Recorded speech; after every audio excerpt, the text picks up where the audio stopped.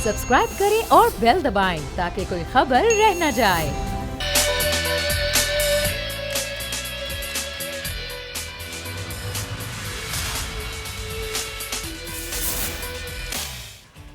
बिस्मिल्लाहिर्रहमानिर्रहीम, अस्सलामुअलैकुम। मैं सुमैया रिजवान आपको प्रोग्राम में खुश आमदीद कहती हूँ। नाज़रीन, हुकूमत को ये इक़्तिदार संभाले कब कुछ 2 साल मुकम्मल हो जाएंगे और ज़ाहिर है अगर ये 18 माह या 19 माह का जो ड्यूरेशन है उसमें आवाम के लिए बड़ी मुश्किलात आई। महंगाई की सूरत में अब ये महंगाई इतनी बढ़ गई, अब इस महंगाई को कम करने के लिए अगर थोड़े बहुत इकदाम किए भी जा रहे हैं तो वो इकदाम आवाम के लिए कितने अच्छे होंगे, क्या उसके असरात आवाम को वाकई उतने पहुँचेंगे और आवाम खुश भी होगी, इस पर हम बात करेंगे। और सियासी तौर पर जो थोड़ी बहुत मुश्किलात दरपेश हैं नून लीग को, अब उस मुश्किलात में क्या मज़ीद इजाफा होने जा रहा है, क्योंकि मियाँ नवाज शरीफ की जो वतन वापसी के हवाले से अब बरतानवी हुकूमत को ख़त भी लिख दिया गया है, पहले भी इंडिया दे चुके हैं हुकूमत कि हम उनको डिपोर्ट करवाएंगे। अब उस पर नून लीग ने भी जो है ज़ाहिर अपना मौक़िफ़ भी दिया है। तो ये सारी तमाम तर सूरत हाल है, स्टोरीज़ हैं। लेकिन सबसे पहले ज़रा मैं बात कर लेती हूँ काबीना के इजलास की। आज भी काबीना का इजलास है, वैसे तो ये मामूल का इजलास है, लेकिन इसमें ज़ाहिर है मियाँ साहब की वापसी के हवाले से ये बात हुई है। और जो पेट्रोल की कीमतें हुकूमत ने कम की हैं उससे आवाम तो ज़ाहिर इतने खुश नहीं हैं, लेकिन क्या वफाकी वुज़रा भी खुश नहीं है। कुछ अंदरूनी तौर पर हमने देखा कशीदगी भी है। शहबाज अहमद से जानेंगे। शहबाज, ज़रा काबीना का अहवाल बताइएगा, वफाकी वुज़रा बड़े बरसे हैं उमर अयूब पे, क्या मामला हुआ? जी बिल्कुल सुमैया, आज काबीना इजलास तकरीबन 4 घंटे जो है वो जारी रहा है और इसमें आज उमर अयूब की काफ़ी क्लास हुई। काफ़ी वफाकी वुज़रा ने जो है वो उमर अयूब की क्लास ली और कहा कि ये बिजली बिलों के हवाले से उमर अयूब की पॉलिसी है तो उससे हम बिल्कुल मुतमईन नहीं, पॉलिसी ठीक नहीं है। हमारे हल्कों में हमारे जो वोटर्स हैं उनको बिजली के बिल एक महीने में 5,000 आते हैं, अगले महीने वही बिल 50,000 का आ जाता है और जो रिलीफ के दावे किए गए थे वो ठीक नहीं हो रहे। बिजली चोरी के नाम पे जो है बड़े मगरमच्छों को नहीं पकड़ा जा रहा है। वज़ीर-ए-आज़म इमरान खान ने कहा कि उमर अयूब जो है वो पॉलिसी को रिव्यू करें और आइंदा कैबिनेट इजलास में इस पर मुकम्मल ब्रीफिंग दें कि अभी तक क्या क्या उन्होंने किया है और कितना जो है इससे रेवेन्यू जो है पाकिस्तान को मिला है और बिजली चोरों के खिलाफ क्या इकदाम हुए हैं। इसके अलावा दिलचस्प खबर आज ये हुई है कि जो कोरोना का खौफ था वो पीएम ऑफिस तक भी पहुंच चुका है और काबीना इजलास से कल NIH के हुकाम को जो है वो बुलाया गया था और तमाम वफाकी वुज़रा और तमाम काबीना के शुरा, सेक्रेटरीज और वज़ीर-ए-आज़म ऑफिस का स्टाफ की जो है वो स्क्रीनिंग की गई बाकायदा और उसमें तमाम जो है वो अफराद और तमाम अफराद जो है वो कोरोना से क्लियर निकले हैं।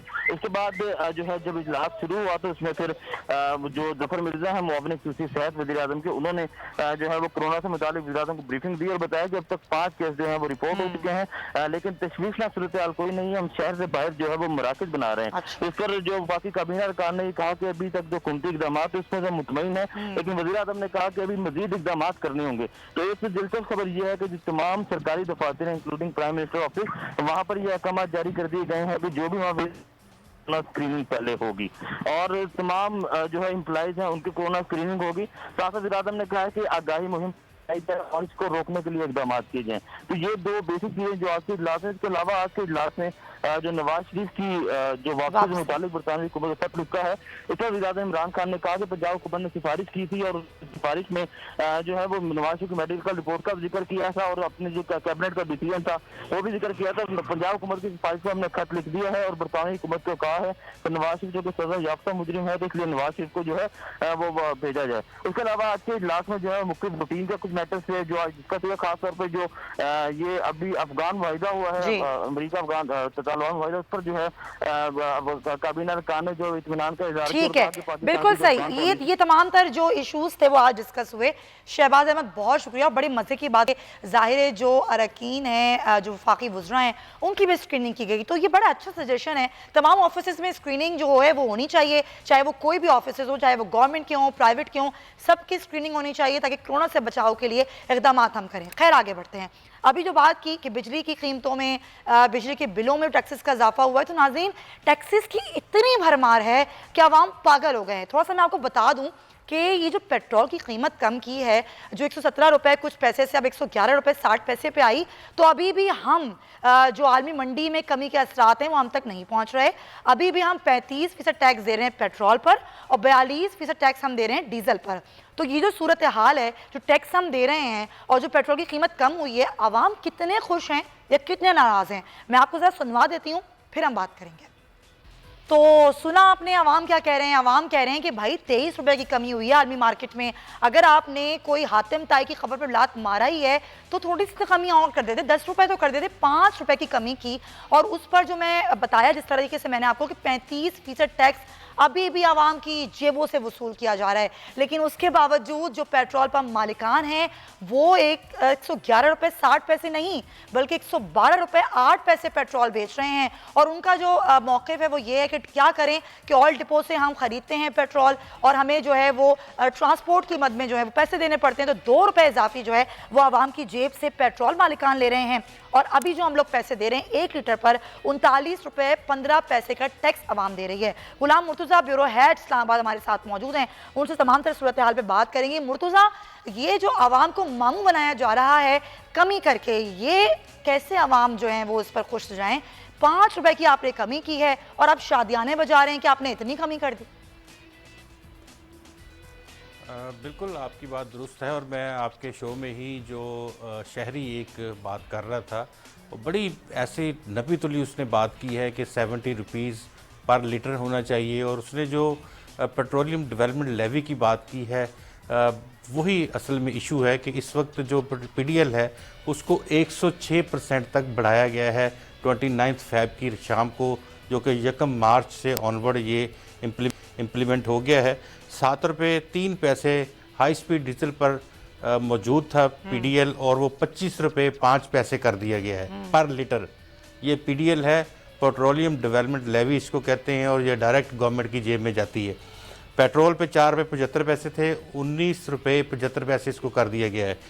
कैरो जो है वो 6 रुपये इसके ऊपर PDL लागू था, इसके ऊपर 12 रुपये 33 पैसे कर दिया गया है। ये तमाम रकम तकरीबन 10 बिलियन रुपीज़ पर मंथ बनती है और जून तक 40 बिलियन रुपीज़ इस पेट्रोलियम मसनूआत से ये निकाला जाएगा। और वाक़तन ये बात दुरुस्त है कि अगर मुनासिब टैक्सेस जो गुज़िश्ता गवर्नमेंट्स भी लगाती थी वो लगा के इसको मैनेज किया जाता तो इस वक्त तक 70 से 72 रुपये तक पर लीटर पेट्रोल जो है वो पाकिस्तान की मार्केट में मुर्तज़ा, ये कैसी हुकूमत है? पहले जब ये लोग नहीं आए थे तो कहते थे कि खजाना जो है वो हम भरेंगे, ये लुटेरों से चोरों से पैसे लेंगे, लूटी हुई दौलत वापस लेकर आएंगे। कुछ भी नहीं हुआ। खजाना अगर भरा भी जा रहा है तो आवाम की जेबों से उनको लूट के खसूट के उनसे भरा जा रहा है। ये किस तरीके की बातें हैं? ये किस तरीके के वादे हैं? देखिए, जो बातें की गई थी बुनियादी हमारे यहाँ सिलसिला ये है कि पॉलिटिक्स में नारे और वादे जो हैं वो चलते हैं और तकरीबन आलमोस्ट तमाम सियासी पार्टियां ये झूठ पर मबनी नारे और सब्ज़ बाग दिखाती हैं कौम को। इनको भी इसी तरह से यही बात ये कर रहे थे और शायद बहुत सारे लोग इस बात के ऊपर भी खुश थे कि ये वाक़तन दूध और शहद की नहरें जो हैं बहना शुरू हो जाएंगी। लेकिन क्योंकि कोई ऐसी प्रोडक्टिविटी लेवल पाकिस्तान के अंदर मौजूद नहीं है जिससे हम बाहर से डॉलर्स मंगवा सकें और अपनी अशिया बाहर बेच सकें, तो सबसे अहम बात तो ये थी कि ख़जाना कैसे भरा जाएगा। ख़जाना भरने के लिए आपकी सनतों का चलना बहुत ज़रूरी है, आपके यहाँ एक्सपोर्ट्स होना चाहिए, आपकी बहुत सारी दीगर मसनूआत हैं जो आप बाहर भेजें, IT की मसनूआत हैं, आपकी सर्विसेज हैं वो आप बाहर दें और उससे आपके पाकिस्तान में डॉलर्स आएंगे, या फिर आपकी सरमायाकारी पाकिस्तान में आए तो ये चीज़ें होंगी। एक तरफ हमें FATF को, इस हुकूमत को कई मुश्किलात का सामना था। एक तरफ FATF का ग्रे लिस्ट के में रहने का जो पाकिस्तान का वो है उसका नुकसानात बहुत ज़्यादा हैं। उसमें जो बैरूनी सरमायाकारी है वो पाकिस्तान की तरफ रुख नहीं कर रही। दूसरी सूरत हाल ये है कि FATF ने इतना सख्त मॉनिटरिंग सिस्टम जो है वो लागू करने के लिए कहा था तमाम हमारे इदारों को कि उसकी वजह से हमारे यहाँ जो सिस्टम था प्रॉपर्टी का, हमारे यहाँ क्योंकि बहुत बड़ी एक सनत है प्रॉपर्टी की जो चलती है और आलमोस्ट ये सारी ट्रांजैक्शंस जो होती हैं वो फाइल टू फाइल होती हैं, इसमें बहुत कम बैंकों का इस्तेमाल किया जाता था।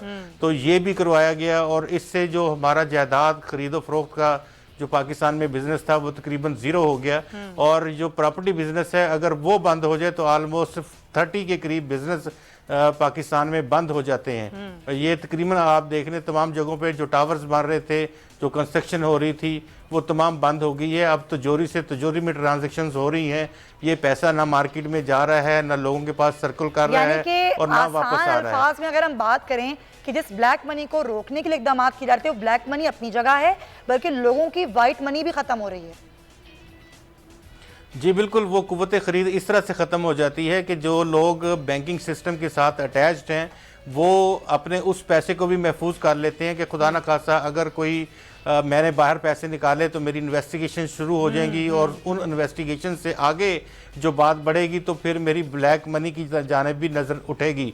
तो ये वो ऐसे बयान, कुछ ऐसे बयानात भी थे जो मौजूदा हुकूमत के बड़े बड़े जो वज़रा हैं, ख़ुद वज़ीर-ए-आज़म साहब भी देते रहे हैं। तो अब खैर उनको बहुत अच्छा ये एहसास हुआ है, वज़ीर-ए-आज़म साहब को किसी ने बताया है कि आपने इकॉनमी के ऊपर बात नहीं करनी, और वो काफ़ी तकरीबन 1-1.5 महीने से मुकम्मल खामोश हैं और ना वो नैब वाली बात करते हैं कि पकड़ लेंगे और उठा लेंगे और अंदर कर देंगे और बंद कर देंगे। ये चीज़ें उन्होंने बंद की हैं। लेकिन अब मियां साहब को लाने का मामला है, ये जो मियां साहब को लाने का मामला है कि हम मियां साहब को लेकर आएंगे, ठीक है वो सजा याफ्ता मुजरिम है, आपने उनको जाने दिया, आप ही के डॉक्टर्स थे और आप ही के जो डॉक्टर्स थे उन्होंने खासतौर पर यास्मीन राशिद साहिबा ने बैठ के प्रेस कॉन्फ्रेंस की, फिर उन्होंने अभी जो प्रेस कॉन्फ्रेंस की मुर्तज़ा उसमें भी उन्होंने यही कहा कि जो ये रिपोर्ट्स हैं ये बिल्कुल ठीक थी, जो पहले वाली रिपोर्ट्स थी उसमें प्लेटलेट्स कम हो रहे थे। तो उस वक्त आप लोगों ने क्यों नहीं कहा अदालत को, आपके ही डॉक्टर जाके अदालत में मौक़िफ़ देते रहे कि भाई वो बीमार हैं, उनको जाने दिया जाए, मशवरा दिया गया। अब वो चले गए हैं तो अब उनको वापस लाने के जो इकदाम किए जा रहे हैं, आपको क्या लगता है वो ठीक है इकदाम हुकूमत के? देखिए, इकदाम के हवाले से जो बात है वो एक चीज़ दुरुस्त हो सकती है, या पहले वाले इकदाम दुरुस्त थे या आज वाले दुरुस्त हैं। अगर पहले वाले दुरुस्त नहीं थे तो आज वाले दुरुस्त नहीं होंगे। तो ये तो एक तयशुदा अमर है कि अगर उस वक्त हुकूमत ने खुद फैसला किया और हुकूमत ने खुद डॉक्टर यास्मीन राशिद साहबा जो हैं उन्होंने मुख्तलिफ, आप जानती हैं कि रोज़ाना अपीयर होती थी वो और प्रेस कॉन्फ्रेंस करती थी और मियाँ साहब की बीमारी के हवाले से बताती थी, तो वो डाउट्स जो अवाम के जहनों में थे वो खुद पंजाब हुकूमत ने खुद क्लियर किए थे और वहाँ की जो टीम थी डॉक्टर्स की उन्होंने क्लियर किए थे।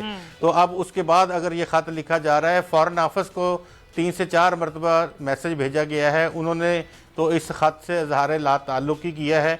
तो कहा यह गया है प्राइम मिनिस्टर ऑफिस के ज़राए की जानिब से कि यह ख़त दफ्तर ख़ारजा की जानिब से लिखा गया है। हमारे यहाँ बात यह है कि हमारे एक्स्ट्राडिशन ट्रीटी मौजूद है पाकिस्तान और बरतानिया के दरमियान, लेकिन वो तहवील मुल्ज़मान का जो मुआहदा है वो इस तरह के केसेस में वो काबिल अमल नहीं है। उन मामलात में अच्छा, ये मुआहदा है या नहीं है, जरा मैं गुफ्तगू सुनवा दूं, मुर्तज़ा पर बात करती हूँ क्योंकि मुआहदे के हवाले से बात भी की गई। मुआविन खुसूसी पर एहतजाब शहजाद अकबर ने बोल न्यूज़ से खुसूसी गुफ्तगू की और उन्होंने इस हवाले से हमें क्या बताया, आइए आपको सुनवाते हैं, फिर मजीद बात करेंगे। नवाज शरीफ साहब का इस वक्त लीगल स्टेटस जो है वो मफरूर और यानी कि फ्यूजिटिव का है। उनका लीगल स्टेटस है केस का, उससे मुतल्लिक बरतानवी हुकाम को आगाह कर दिया गया है पाकिस्तान गवर्नमेंट की तरफ से। कोर्ट से बेल मिलने के ऊपर इलाज की गर्ज से बरतानिया आए थे, 4 माह गुजर चुके हैं, ये लंदन में हैं। इन्होंने एक एप्लीकेशन दी थी एक्सटेंशन के लिए, वो रिजेक्ट हो गई है, लिहाजा इन्हें क्योंकि वो एक विजिट वीज़ा के ऊपर हैं तो उन्हें बरतानिया से वापस पाकिस्तान रवाना कर दिया जाए।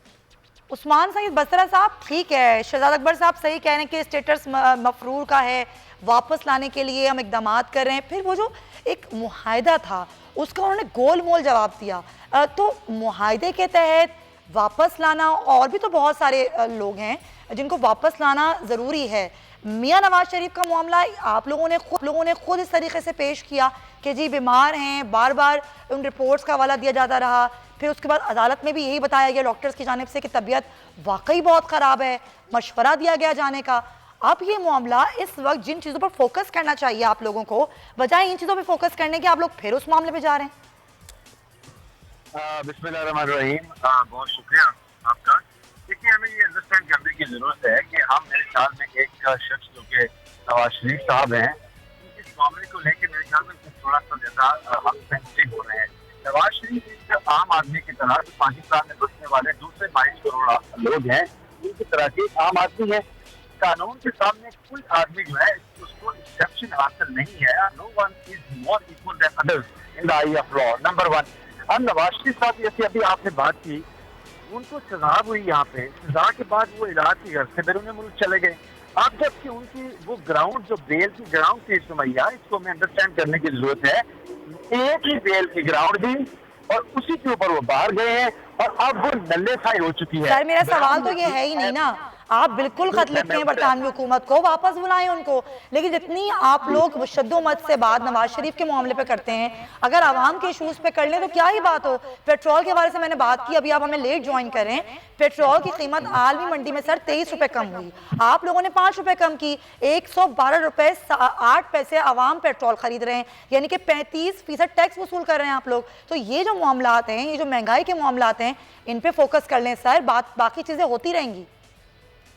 सुनिए, मैं आपकी खिदमत में अर्ज करूं कि अल्हम्दुलिल्लाह ये जो 17-18 माह की हुकूमत है, इसके अंदर जो कारकर्दगी में एक बेहतरीन जो गिवन सेट ऑफ सर्कमस्टांसेस में थे, वो हमारी हुकूमत यानी कि प्राइम मिनिस्टर सर खिंचाई की उमर अयूब की वफाकी वज़रा ने आज, वफाकी वज़रा ने, अपोजिशन ने नहीं, काबीना के इजलास में उमर अयूब पे गर्जे बरसे हैं। वो कहते हैं कि बिजली के इतने बिल आप लोग लेकर दे रहे हैं, हमें इतने टैक्सेस लगा दिए हैं, आपको हल्कों में जवाब देना होता है, आपको अपने हल्के में जवाब देना नहीं होता। देखिए, मैं सुमैया आपकी वही उसी तरफ बात की तरफ आ रहा था। जब मैं एक आपकी जो एक है बात उसको जवाब कर लूँ, जैसे भी आपने कहा कि हमारी तवज्जो ज्यादा नवाज शरीफ की तरफ, आप यकीन मानिए कि नवाज शरीफ हमारी हुकूमत में किस्सा पारीना बन चुके हैं। ये तो आपका मीडिया है जो हमें रोज जो है, सीरियसली जी मैं ऑनेस्टली आपको कह रहा हूँ, कोई बिल्कुल नवाज शरीफ साहब के ऊपर हमारे देखे ना तर्जुमा है ना अपनी हुकूमत की, हम प्राइम मिनिस्टर की स्पोक्स पर्सन की मीटिंग हो रही है या मेरी चीफ मिनिस्टर के साथ स्पोक्स पर्सन की मीटिंग हो रही है, कहीं नवाज शरीफ साहब का वंस अपॉन अ टाइम हम लोग कहा करते थे कि उनका जिक्र, अब तो मेरे ख्याल में कमो बेश 1 साल हो गया उनका जिक्र नहीं होता है। नवाज शरीफ इस मुल्क का मसला नहीं है, नवाज शरीफ कानून का मसला है, नवाज शरीफ तो आइन का मसला है। सर अगर मसला नहीं है, सर उस्मान साहब मैं आपको यहाँ पे कट कर रही हूँ, मसला नहीं है तो फिर प्रेस कॉन्फ्रेंस नवाज शरीफ के हवाले से बार बार क्यों की जाती हैं, क्यों आवाम के मसाइल के हवाले से क्यों नहीं की जाती प्रेस कॉन्फ्रेंस? हमें तो आपको नजर नहीं आते आवाम के मसाइल लेके बैठे हुए। आपका सवाल है, देखिए हम तो नवाज शरीफ साहब को बहवाला कानून करके तो उनको छोड़ दिया है। ये तो देखिए ना, अभी जैसे अभी वो बेल पे थे, अभी उनको वापस आना चाहिए था, अगर नहीं आए तो हमें बताते इलाज क्या कर रहे हैं, अगर नहीं बता रहे थे तो हमने कुछ रिपोर्ट्स भेजे थे। अब जब एक आदमी जो अपने आप को क्लेम करता है कि पाकिस्तान की बड़ी सियासी पार्टी का वारिस है, 3 दफा का वजीर आजम है, और फिर उसके लोग यहाँ पे खड़े होकर पॉलिटिक्स करते हैं उसकी बीमारी के ऊपर, और तो हमें हक कैसे रखा हम उनसे पूछे कि जब आपकी बेल जो है वो नल्लेफाई होगी तो वापस क्यों नहीं आ रहे। देखिए, पाकिस्तान के अंदर रूल ऑफ लॉ की बहाली के बगैर, कानून के सामने हर एक को जवाब भी किए बगैर मुआशरा आगे नहीं बढ़ेगा। अगर मैं आपको ये थोड़ा सा एड्रेस करना चाह रहा हूँ कि हमें तो कोई बिल्कुल नवाज शरीफ साहब का नहीं है, और मार्क माई वर्ड, भले हमारी सियासत में उम्र थोड़ी होगी लेकिन हम भी तलबा सियासत इस मैदान के अंदर, कारबार के अंदर धक्के खा रहे हैं। नवाज शरीफ पाकिस्तान की सियासत से इररेलेवेंट हो चुके हैं। ये तो सर अगर इतना ही कानून का आप लोगों का ख्याल है तो हेलीकॉप्टर केस खत्म क्यों करवाया गया? अच्छा, ये सुमैया आपको ये सवाल है ना, मैं इसलिए इनको अप्रिशिएट सवालों कर रहा हूँ कि ये वो चीजें हैं जो लोगों के अंदर इबाम पैदा किए गए। शुक्रिया कि आप मुझे मौका दे रही हैं, हम आपके साथ। देखिए, हेलीकॉप्टर केस जो है, अगर कहीं वो केस है और उसके कोई मेरिट्स हैं केस के, या उसके ऊपर कोई जो कानून है वो हरकत में आ सकता है, कैसे आएगा हरकत में? कैसे आएगा? भाई मैं अर्ज करने लगा हूँ ना जी।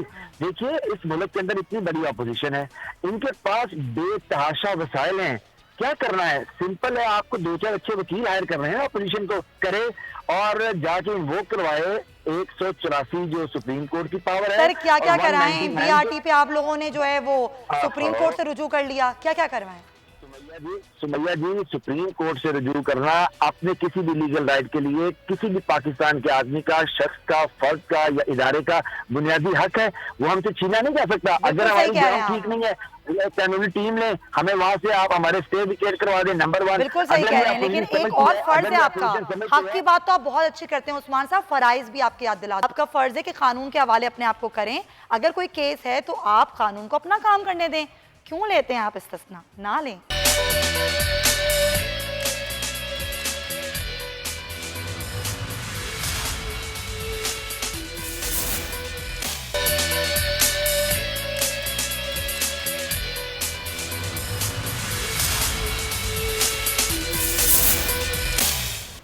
Welcome back to the show. और ज़रा हम बात कर लें पीपल्स पार्टी के रहनुमा नबील गबोल की, जिन्होंने कल रात को अचानक ही जो फिशरीज़ के चेयरमैन है अब्दुल बर, उनके घर पर जो है धावा बोल दिया, वहाँ पर लेके वो अपनी गाड़ी चले गए और जाके गनमैन से असलाह छीना और उसके बाद वहाँ पर फायर भी किया। बाद में नबील गबूल जो हैं उन्होंने बातचीत भी की मीडिया से, और जाहिर है अब उन पर मुकदमा दर्ज हुआ तो उन्होंने ज़मानत कबल इस वक्त गिरफ्तारी जो है वो ले ली। 14 मार्च तक उनकी ज़मानत हो गई है।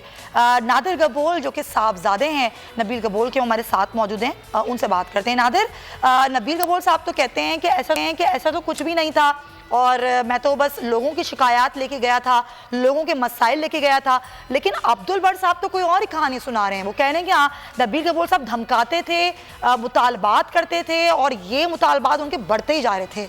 उन्होंने माने नहीं तो धावा बोल दिया। क्या मामला क्या है? देखें जी, अगर आप वाकई में इस इशू के बेस पे जाना है तो बेहतर ये है कि आप लियारी के आवाम और जो फिशरमैन कम्युनिटी है उन गरीब माहीगीरों से पूछें कि इस बंदे का, ये बर का क्या रेपुटेशन है। इंतहाई करप्ट आदमी है। अच्छा। और बिल्कुल बदमाश मेंटालिटी टाइप का आदमी है ये। अच्छा। और गरीबों के ऊपर ये जुल्म कर रहा था, और वहाँ पे एक माफिया चला रहा है, अपने मनपसंद लोगों को वहाँ पे कॉन्ट्रैक्ट दे रहा था वहाँ पे फिशिंग कम्युनिटी के। तो नबील साहब पुलिस से रुजू करते ना, उनके खिलाफ कोई मुकदमा दर्ज करवाते, घर पर धावा बोलने की क्या जरूरत थी? नहीं, देखें जी, इशू वहाँ पे क्रिएट हुआ है जब नबील साहब ने, मेरे वालिद साहब ने इसको कॉल किया है, जो कि उम्र में भी इससे बहुत छोटा है और सियासत में भी इसका कद बहुत छोटा है। इतना कोई अपने आप को अगर समझने लग गया, अगर इसके जेब में 2 पैसे आ गए तो वो अलग बात है, मगर ये एक नया चेहरा है सियासत में, तो उसको छोटा समझ के इसको कॉल किया, एक इशू डिस्कस नहीं, ये कैसी बात है कि छोटा समझ के कॉल की? वो बड़े हैं तो घर में घुस जाएंगे, गाड़ी मार देंगे उनके गेट से। मुझे कंप्लीट तो करने देना, आप मुझे कंप्लीट तो करने दे। उसको कॉल किया शख्स को, साथ में ये जो गाबा साहब हैं, जो एक वेल नोन कंपनी है उनकी, मशहूर कंपनी है उनकी फिशिंग से रिलेटेड, तो उनके लिए कॉल किया तो वो उसके साथ गाली गलौज की। गाबा साहब के साथ बदतमीजी की। और उनको एक तरह से धमकाया कि जो करना है कर लो, मैं किसी के बाप का नौकर नहीं, उस तरह की जबान इस्तेमाल की। तो मेरे वालिद साहब ने ऑब्वियसली फील किया कि यार ये एक उम्र में भी एक छोटा शख्स है, और कोई मतलब इस तरह की अगर बदतमीजी करे तो उसको समझाने के लिए गए, और जो कि 10 दफा पहले भी इनके दफ्तर जा चुके हैं, तो कोई नई बात नहीं थी। तो उनके दफ्तर गए समझाने के लिए इनको कि क्या इशू है। अगर आप मुझे ये बताएं कि एक शख्स जो इन्होंने क्लेम किया है कि कत्ल करने के लिए गया है, तो वो शख्स जो कि एक सियासी लीडर है, जिनके हजारों सपोर्टर है, हजारों चाहने वाले हैं, तो उसको जरूरत थी कि वो अकेला और निहत्ता, बड़ी बात यह है कि आप वीडियो में देख रही हैं कि वो अकेला है शख्स, नबील साहब मेरे वालिद अकेले आए हैं, ना उनके पास कोई असला है, ना उनके साथ कोई गार्ड्स है। आपको पता है कराची शहर में एक, लेकिन रात के 12 बजे अकेले उनके घर जाने की, आप मुझे एक, चले सब कुछ छोड़ देना, हम थोड़ी सी लॉजिकल बात कर लेते हैं। रात के 12 बजे किसी के दरवाजे पे जाना, भले वो आपसे कितनी बदतमीजी कर रहा है, आपको गालम गलोच कर रहा है, आपकी पोजीशन का ख्याल नहीं कर रहा, लेकिन वो चेयरमैन तो है ना फिशरीज का, आप उसके खिलाफ मुकदमा दर्ज करवा सकते थे। लतीफ खुद साहब के दामाद हैं, वो आपकी ही पार्टी से हैं, तो इतना इशू क्रिएट करने की क्या जरूरत थी? नहीं, इशू तो इन्होंने क्रिएट किया ना, इस तरह की नीच हरकत करके कि बाकायदा कत्ल का इल्जाम लगा के। मैं आपसे वही लॉजिक, आपने अच्छी बात की कि लॉजिक के ऊपर बात करें, लॉजिक के ऊपर ही मैं आपसे बात कर रहा हूँ कि एक आदमी जो कि एक सियासी लीडर है, कराची में 30-35 साल से सियासत कर रहा है, और लियारी जैसे इलाके का वो लीडर है, और लियारी में उसके सपोर्टर है, वो रात के 12 बजे अकेला जाएगा किसी को कत्ल करने के लिए। अच्छा, वो अगर 20-25 कत्ल की धमकियां यानी कि आपको दे दे। अब मुकदमा दर्ज करवाएंगे आप लोग? बिल्कुल, इसको कोर्ट में गए हैं वाले साहब आज, और कोर्ट के थ्रू ही उन्होंने बेल हासिल किया है। ठीक है, बिल्कुल बेल हासिल किया, और कोर्ट पे भी यही बोला भाई मैं कत्ल करने गया होता तो मैं अकेला जाता क्या? अगर मैं कत्ल करने गया होता तो मैं निहत्था चले, अब जाता। 14 मार्च तक तो जमानत पर हैं ना, फिर आगे भी देखते हैं कि इस केस को क्या होता है। बहुत शुक्रिया आपका नादिर, हमारे साथ आप मौजूद थे, नादिर गबूल, नबील अब्जादे, और उन्होंने तमाम तरह हमें सूरत हाल बताई। आगे बढ़ेंगे, कुछ इंडिया में जो कुछ हो रहा है, खासकर दिल्ली में, दिल्ली फसादात में कई हलाकतें हो चुकी हैं, और अब ये जो एक मुतनाज़ बिल है शरीयत का, इसको अक़वाम मुत्तहिदा की अदालत में चैलेंज भी कर दिया गया है, वहाँ पर भी कर दिया गया है। लेकिन जो तमाम तर सूरत हाल है, उस सूरत हाल में एक वहाँ पर किसी मुसलमान का रहना बहुत ही अज़ियतनाक हो गया। जमील अहमद साहब हमें ज्वाइन कर रहे हैं, आपका बहुत शुक्रिया, आपसे हम तज़िया भी हासिल करेंगे, लेकिन मैं आपको कुछ मनासिर दिखाना चाहूँगी कि वहाँ पर क्या क्या कुछ होता रहा और क्या क्या कुछ हो रहा है। अभी भी लोगों की ज़िंदगी उन पर तंग कर दी गई है, ना लोग अपने घरों में महफूज हैं, ना लोग तालीमी इदारों में महफूज हैं, ना अस्पताल महफूज हैं, ना एम्बुलेंसेज महफूज हैं। हर जगह ये भयानक चेहरा है बीजेपी के लोगों का, इंडिया के उस मोदी के जहन का जो लोगों पर जुल्म सितम की सूरत में लोगों पर सामने आ रहा है। एक ऐसा ही शख्स जो कि एक दिल्ली फसादात का चेहरा बन गया, एक टोपी पहना हुआ, सफ़ेद शलवार कमीज में एक शख्स जिस पर बेइंतहा तशद्दुद किया गया। और ये उन लोगों पर तशद्दुद किया जा रहा है जो निहत्ते हैं, जिनके पास कोई असलहा नहीं है, जो कुछ कर नहीं रहे, उनकी सिर्फ आईडी कार्ड देख के उनको मारा जा रहा है। वो बच्चे हों, ख़वातीन हों, नौजवान हों या बूढ़े हों। आप तमाम तरह सूरत हाल देख रहे हैं। आलमी दुनिया जो है इस पर क्या कर रही है, क्यों खामोश है। और ये तमाम तरह सूरत हाल जब पैदा हुई जब खुद डोनाल्ड ट्रंप साहब वहाँ पर मौजूद थे, और ये सूरत हाल सबके सामने है, दुनिया के सामने। जमील अहमद साहब, सर हम कई दफ़ा इस मौजू पर बात कर चुके हैं, लेकिन सवाल मैं आपसे यही करना चाहूँगी कि बीजेपी का मकरूज चेहरा जो दुनिया के सामने अब बेनकाब हो चुका है, दुनिया की खामोशी की वजह आप क्या समझते हैं? दुनिया की हुकूमतों के सामने बेशक बेनकाब हो चुका हो, दुनिया की मीडिया के सामने यकीनन बेनकाब हो चुका है। दुनिया की जो ह्यूमन राइट के जो एसोसिएशंस हैं, इदारे हैं, उनके सामने बेनकाब हो चुका है। लेकिन दुनिया अक़वाम की जो हुकूमतें हैं वही अक़वाम मुत्तहिदा में जाती हैं और वही किसी और मुल्क पर बायलैटरल दबाव डालती हैं। मैं आपको मिसाल दूंगा, जब नेल्सन मंडेला बंद थे और दुनिया का दबाव आया साउथ अफ्रीका पर, तो साउथ अफ्रीका को घुटने टेकने पड़े और नेल्सन मंडेला को छोड़ना पड़ा और उन अफ्रीकन पे जुल्म बर्बरियत को ख़त्म करना पड़ा। आज जो हिंदवाता की ये जो जुल्म बर्बरियत है, ये कोई आज की दास्तान नहीं है। 1913-1915 से ये शुरू हुई और मोदी खुद भी 13 साल 14 साल की उम्र से आरएसएस का मेंबर रहा। ये एक नई बिल्कुल सूरत हाल पैदा हो गई है और उस जहन के साथ 2000 मुसलमानों को की शहादत है भी याद है दुनिया को, जिसमें इतनी पाबंदियां लग गई थी मोदी पर। लेकिन दुनिया के मफाद आप देखें कि सदर ट्रंप आते हैं, बहुत अच्छी बातें वहाँ हुई हैं, पाकिस्तान की भी तारीफ हुई है। जब आती है राइट्स की, जो कि उनको पता है, उनको वहाँ उनका स्टाफ बता रहा था कि इस वक्त दिल्ली में जहाँ बैठे हुए हैं, आप मीटिंग कर रहे हैं, वहाँ मुसलमान मर रहे हैं। और जब सवाल किया एक नुमाइंदे ने, एक जर्नलिस्ट ने, तो उसका जवाब आपने सुन ही लिया कि ये इनका इंटरनल मामला है। तो इसलिए कि जब अमेरिका इस किस्म का बयान दे देता है तो उसके एलाइज और दुनिया की दूसरी बहुत सारी हुकूमतें या ममालिक वो उससे क्यों लेते हैं। दूसरा, यूरोपियन यूनियन की बात आ गई। तीसरी, हमारे माशाल्लाह OIC के मेंबर्स जिसकी क़यादत सऊदी अरब कर रही है, तो उसकी बात आ गई। तो तीनों को मैं एक आधे मिनट में बता देता हूँ। जहाँ तक रहा सवाल यूरोपियन यूनियन का, हमें वहाँ की आवाज़ सुनाई देती रहेगी ह्यूमन राइट के इदारों की और उसके अलावा वहाँ के अखबारों की और मीडिया की, लेकिन वहाँ की हुकूमतें अभी नहीं हिलती नज़र आ रही। उसके अलावा देखिए, इंटरनेशनल मीडिया रिपोर्ट कर रहा है जमील साहब, बरतानवी नशरियाती इदारे की रिपोर्टर हैं जो कि मीडिया को मिक्स सर सवाल ना सुन लें, जो कि उनको अपनी शहरियत बतानी पड़ी कि उनको बताना पड़ा कि आखिर उनका मजहब क्या है, वरना वो भी निर्गय में आ गई थी। आपने भी उनकी रिपोर्टिंग देखी होगी कि वहां पे रिपोर्ट करने जब गई तो उनको भी घेर लिया गया। देखा है जी, मैं यही बयान कर रहा हूं और इसी की वजाहत मैं कर रहा था कि मीडिया वो कैमरे की आंख से और जर्नलिस्ट अपनी कलम से और ज़ुबान से सारी चीज़ें बता रहे हैं। मैंने यही चंद लम्हे पहले एक्सप्लेन किया और बयान किया कि हुकूमतों की सर पर, अब बरतानिया की हुकूमत के सर पे अगर जूं रेंग जाए और वो इंडिया के साथ अपने बायलैटरल प्रेशर को बढ़ाए, इसी तरह यूरोपियन यूनियन अपने बायलैटरल प्रेशर को बढ़ाए, इसी तरह गल्फ कंट्रीज़ और OIC के 157 मेंबर बढ़ाएं, तो इंडिया की मजाल है। इसीलिए तो मैंने आपको मिसाल दी अभी चंद लम्हे पहले कि साउथ अफ्रीका में किस तरह जब दबाव डाला गया, वाइट यानी सफ़ेद फार्म, वहाँ के लोग जो यहाँ हिंदुवाता वाले कर रहे हैं, वहाँ सफ़ेद फार्म वाले कर रहे थे, उनको घुटने टेकने पड़े, बात ख़त्म हो गई। यहाँ वो चीज़ होती इस वक्त नज़र नहीं आ रही। यही मैं बयान कर रहा हूँ, जब तक कि उन हुकूमतों पर प्रेशर नहीं पड़ेगा तब तक कुछ नहीं होगा। सर पॉइंट टेकन, मैं ब्रेक ले लूँ सर, ब्रेक के बाद वापस अब मजीद भी आपसे बात करूँगी, मुर्तज़ा का मौक़िफ़ भी लेंगे कि पाकिस्तान आखिर क्या करे, पाकिस्तान जो कुछ कर रहा है वो काफ़ी है या उसको कोशिशें अपनी बढ़ानी होंगी। ब्रेक के बाद